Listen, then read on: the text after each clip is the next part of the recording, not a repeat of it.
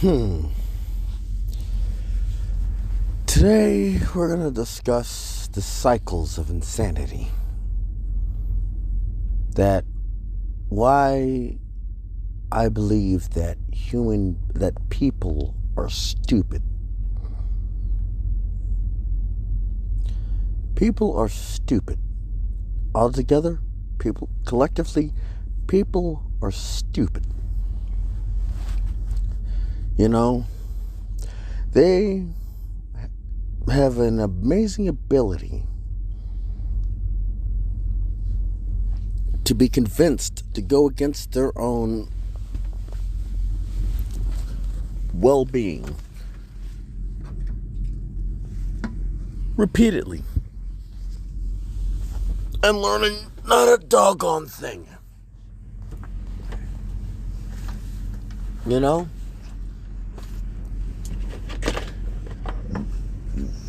Human beings are stupid. It's amazing that we've lasted this long, to be honest with you. You know, with the many variants of many diseases, the wild animals, the environment,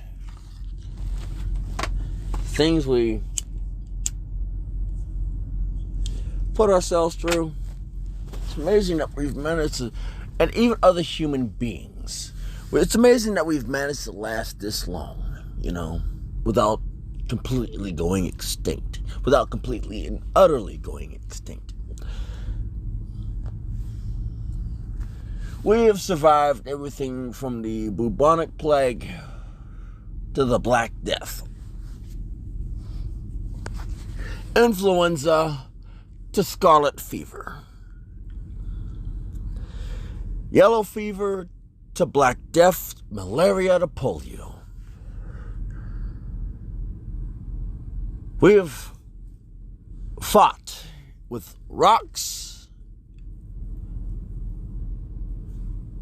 spears, bows and arrows, firearms of multiple kinds, which impresses me, that we've managed to get lucky, that we've managed to make societies, make civilizations, countries that number in the trillions.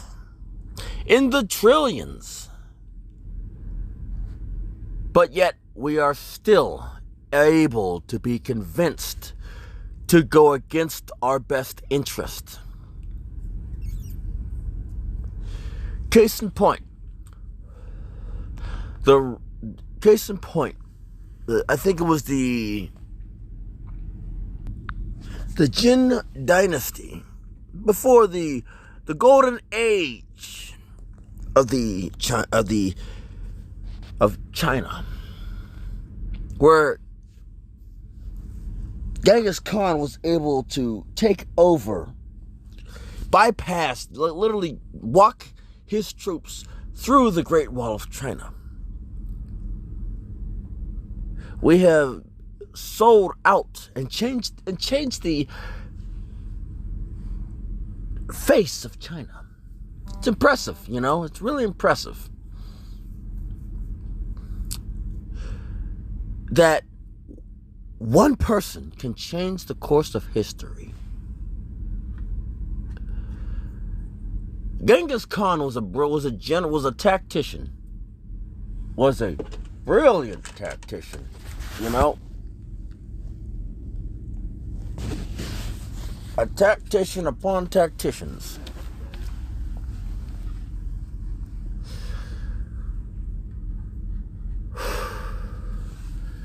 And he changed the face of China. Impressive.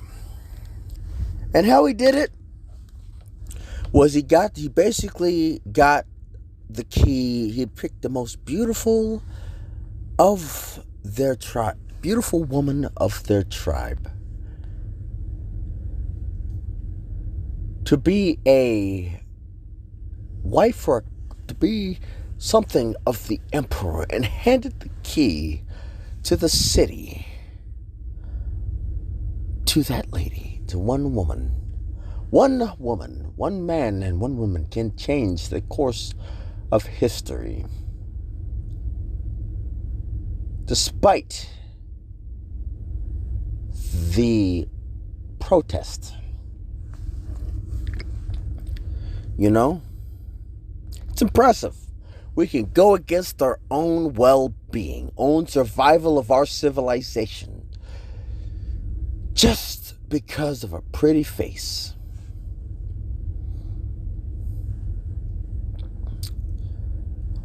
The Roman Empire collapsed, not only just because of disease, because of corruption. It's amazing how simple corruption of politicians can change the course of a whole nation, can change the course of a whole empire. You know? Can shake a wild, almost global empire into a mere city, into a mere state. It's impressive, really impressive, that people can go against their own best interest. The Roman Empire. Did you know that the Roman Empire had these people, had androgyny, had pedophilia, had all this transgenderism crap before they collapsed? All the stuff that is being pushed now was being pushed in the Roman Empire right before the collapse. But yet we're going to go on as businesses. It's business as usual. Business as usual. Oh, wow. That is impressive. The Hanging Gardens of Babylon, one of the wonders of the world. Colossus of Rhodes, wonders of the world. Amazing advancements, feats of advancements which seem like fantasies or fairy tales to the modern world. Including the Statue of Liberty.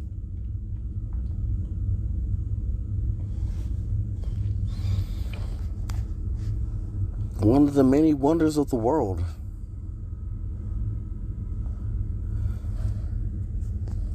Eventually everything is not going to withstand the test of time, but things will be immortalized about our civilizations. It's amazing. It's amazing that how simple human behavior among the masses can really change history. The Roman Empire collapsed, and Nero was rumored to be playing a fiddle, but in reality, he was actually trying to help the citizens. It's amazing how distorted history can be. The 300 Spartans weren't really the 300 Spartans, but were really the leftovers to basically buy somebody else time to retreat, to find a better position.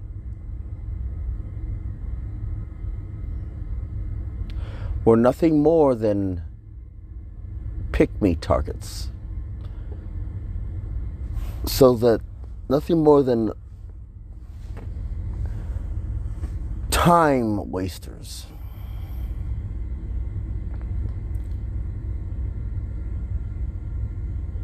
But yet their story continues to be told in mythology. Impressive, very impressive. It wasn't just disease that brought the Roman Empire down. It was its own people. It wasn't the people this time to bring the Jin dynasty down. It was their ruler.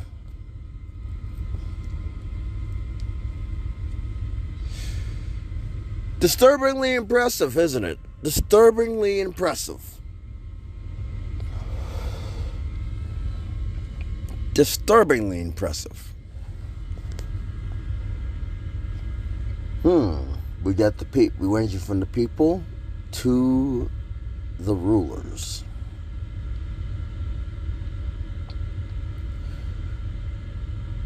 Impressive. Very impressive. How the fires of the Library of Alexandria set humanity back, and probably, to be honest with you, it might have been for the best. It might have been for the best, because we human beings are nothing more than uncivil, than animals that are ahead of our own technology. Animals that are still actually behind our own technology. You know, we aren't meant to be on our phones all day, every day. We weren't meant to be behind the wheel, but yet we do this. We weren't meant to be in space, but yet we are. We are animals that are behind our own technology, but ahead of other animals. You know, it is very impressive that with all these great feats of engineering, we can still be manipulated by a glib tongue or a pretty face. Impressive. Again, we are animals that are behind our own technology we created.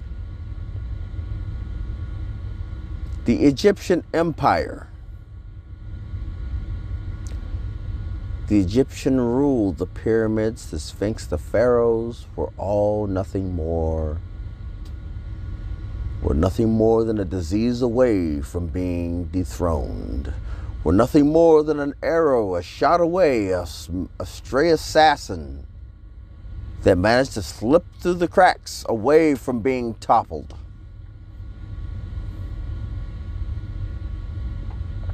A sword away, an arrow away, a poisoned glass of wine away from being toppled. What is stopping these people? What's stopping America, Great Britain, UK, France, Lithuania, Iraq, Afghanistan, also known as the death of empires, Russia, Japan, China, Australia, Zimbabwe, Chad, Ghana, the Congo? What's stopping them from being all toppled? What's stopping them from being usurped? What stopped the if they manage to get this global empire? What's stopping the global empire from being toppled? We're going to start on a small scale. How do you defeat the American people? From within. The best place is from within. The best place is to get enough people brainwashed over a course of time to basically change the Constitution in front of them to where they basically have given up their rights in a form of, actually better yet, you basically scare them to a point where they're willing to give up their rights for security. And you kill the people who will not comply or lock them away. Because you know the people that comply are already tainted, are already practically dead already. Because they've complied with some sort of experiment. and there's not enough of them around to procreate. So once you get enough of them drop dead, you basically lay the ground rules out for the people who didn't comply. And it's either you comply with these ground rules or you don't get out of this concentration camp. And then you import women from other nations.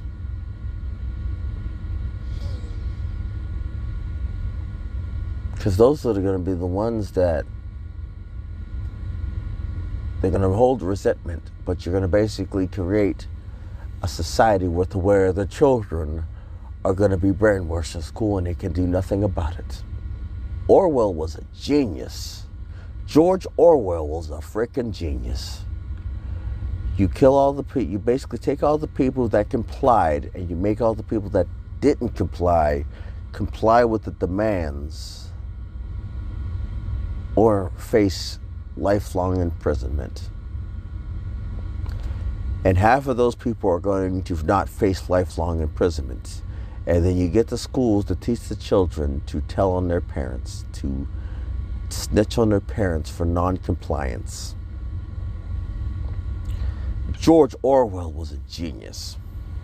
How do you topple the UK to get a world government, a globalist government? Well, the UK, all you have to really do, they're already disarmed. Europe is already disarmed. Germany's already disarmed. All you got to do is just get the people that complied separate, keep them separate from the people who didn't comply. Say this for the good of society. Wow, Australia's way ahead of us because they already got people in concentration camps. Anybody who escapes is now an enemy of the state. That is genius. George Orwell, again, was brilliant. George Orwell was a genius. An evil genius, but a genius. Actually, no, he wasn't. He was a person who, with mild understanding of how humanity works. Anybody with mild understanding of how humanity works is above human.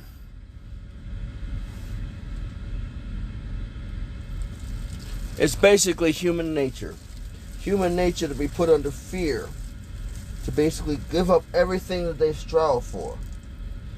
Sell out their own family, their own generations. Their own family, their own generations. Their own children. Their own brothers, their sisters, their fathers, their mothers. They are more than willing to sell them out. For the sake of safety. For the sake of security, for the sake of the good of the many, the good of the people, the health and welfare of the people. But yet we are none the wiser. But yet we are easily controlled.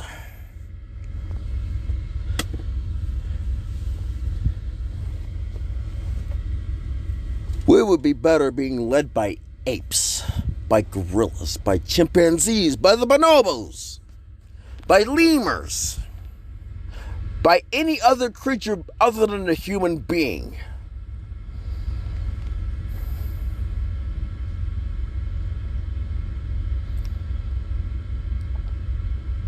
We are destructive, we are corrupt, we are destructive, we are corruptive.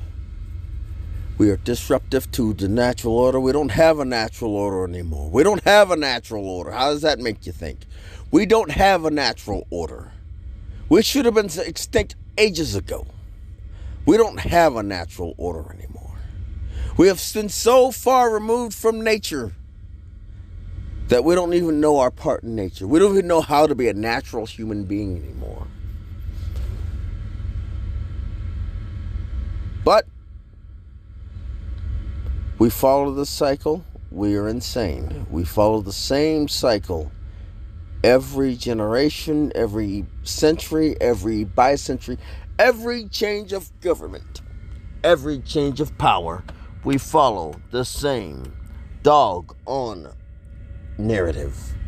Oh, we for the good of the people, nationalism, oh, patriotism. I mean, patriotism is all well and good, but when it's in good hands,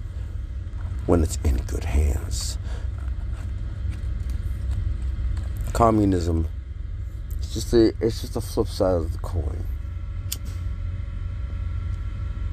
Every time we try to get back to nature,